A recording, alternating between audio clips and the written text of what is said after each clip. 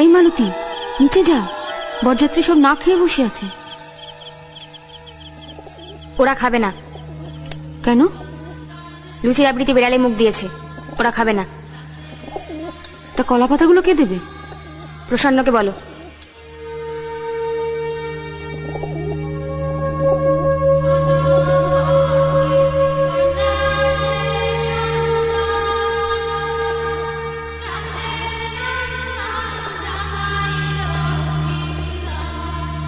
প্রসন্ন,